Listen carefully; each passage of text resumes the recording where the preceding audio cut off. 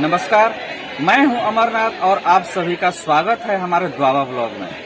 दोस्तों, आज मैं संतोष बाबा के मठ पे आ चुका हूं और जैसे कि आप लोगों को मैं पहली वीडियो में बता भी चुका हूं कि यहां पर श्रीमद् भागवत गीता का आयोजन चल रहा था 2 तारीख से। तो दोस्तों, आज उसका पूर्णाहुति है और मैं हमारे साथ बुलेट बाबा जी हैं, महाराज जी, जो कि आज पूर्णाहुति के दिन आप लोगों को ये क्या कुछ बताएंगे, मैं नहीं बताऊंगा, ये खुद ही आप लोग इनके मुखार बिंदु से सुने और क्या बताते हैं। थोड़ा सा आप 2 मिनट का समय दे करके बहुत ही सुंदर बात बताएंगे बाबा जी। तो आइए सुनिए और श्रवण कीजिए। सीताराम सीताराम भाई लोग, मैं बुलेट बाबा अवध धाम से इस द्वाबा ब्लॉग के सभी चैनल के माध्यम से दिखने वाले सभी श्रोताओं को बहुत बहुत धन्यवाद, बहुत बहुत साधुवाद। आप सब जिस चीज को, जिस ज्ञान को लीजिए उसे थोड़ा आगे तक भी बढ़ाइए कि उससे और लोगों को भी ज्ञान हो सके। सबसे बड़ी बात है कि यज्ञ हो रहा है, ये यज्ञ है और महायज्ञ है। पहले यज्ञ हुआ करता था, वो राजा महाराजा केवल किया करते थे, अकेले करते थे, इसलिए वो यज्ञ कहा जाता था। और अब थोड़ा थोड़ा सहयोग संपूर्ण लोगों के द्वारा लेकर और इस यज्ञ को पूर्ण किया जाता है, जिसे महायज्ञ में परिवर्तित कर दिया गया। वो महायज्ञ हो गया। विश्व कल्याण होता है, जस धातु से यज्ञ शब्द का निर्माण होता है, इससे विश्व कल्याण होता है। यज्ञ में सबसे बड़ा चीज है संगठन। परिवार को चलाने के लिए सबसे अच्छा चीज अगर कुछ है तो वो संगठन है। संगठन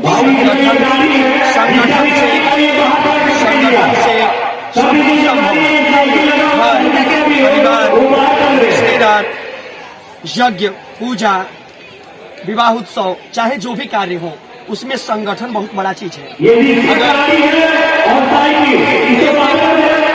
एक एक तिनका बटोर के, जैसे चिड़िया रहने के लिए घोंसला बना लेती है, एक एक शब्द बटोर के जैसे लोग अपने दिमाग में शब्दाकोश खोल लेते हैं, ठीक उसी प्रकार से अगर घर के 5 सदस्य एक हो जाएं तो वो कुछ भी कर सकते हैं। एक मुहावरा आता है, अकेले चना भांड नहीं फोड़ता, तो अकेले संसार में कुछ भी नहीं हो सकता है।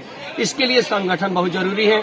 और सबसे बड़ी बात है कि जब हर लोग एक होकर यह कार्य करते हैं तो इससे धर्म की स्थापना होती है और धर्म बहुत आगे तक बढ़ता है। ये आस्था का प्रतीक ही है कि आज इतने लोग इस दरबार में एक साथ बैठे हुए हैं, एक साथ मिलजुल के रह रहे हैं। ये एकता का प्रतीक है।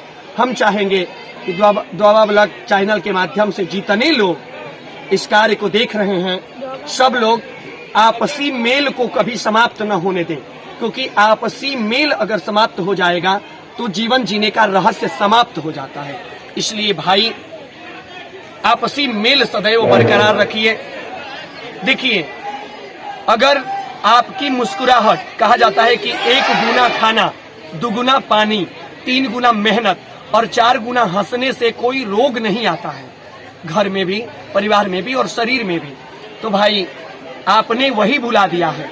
खाना बराबर खा लेते हैं, पानी भी पी लेते हैं, मेहनत भी थोड़ा बहुत कर लेते हैं, लेकिन हंसी आपने भुला दिया है। हंसना तो आपने छोड़ ही दिया है। कोई पिता के चलते नहीं हंसता, कोई माता के चलते नहीं हंसता, कोई पत्नी के चलते नहीं हंसता, कोई पुत्र के चलते नहीं हंसता। ये हंसी जो आपने गंवा दिया है, यही आपके दवा खाने का कारण है, यही आपके हॉस्पिटल जाने का कारण है, यही आपके असाध्य रोग होने का कारण है। अगर आप अपनी मुस्कुराहट सलामत रखें और सबसे मिल व्यवहार के रहें तो यज्ञ का पूर्ण फल आपको उसी से प्राप्त होगा।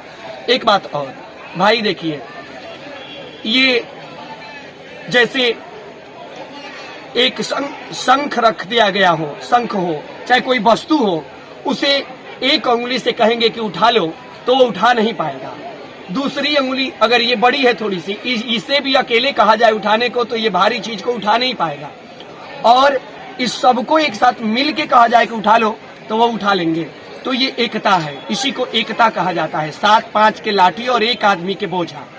परिवार को, समाज को चलाने में सबका सहयोग होना चाहिए।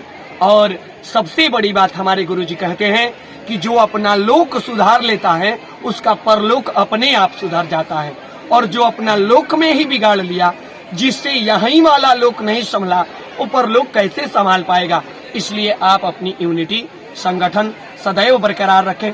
इससे आपकी पदोन्नति होगी, इससे आपके परिवार में बहुत ज्यादा खुशहाली आएगी। अगर आप प्रेम देते हो तो इससे आपके बच्चों के मस्तिष्क पे बहुत अच्छा असर पड़ेगा। अगर आप उसको स्नेह देते हो, मुस्कुराहट देते हो तो इसलिए आप सब लोग एक साथ मिलकर, और कोई भी कार्य संभव हो सकता है।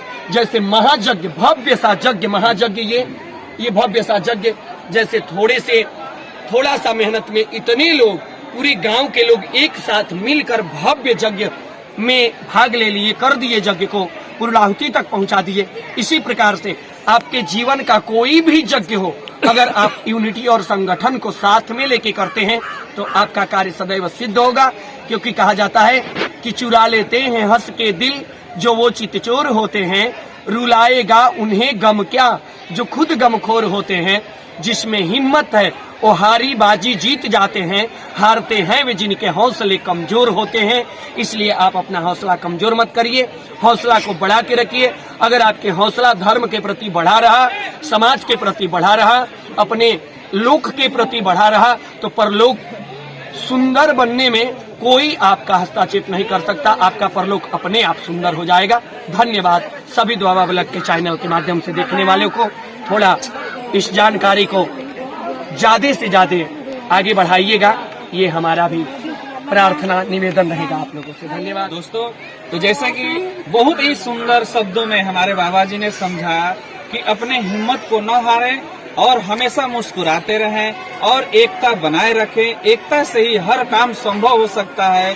तो जैसा कि बाबा जी ये भी कहे कि इस शब्द को अगर आपको पसंद आ गया हो तो ज्यादा से ज्यादा इस वीडियो को शेयर करें ताकि जन जन तक पहुंचे और सबका कल्याण हो।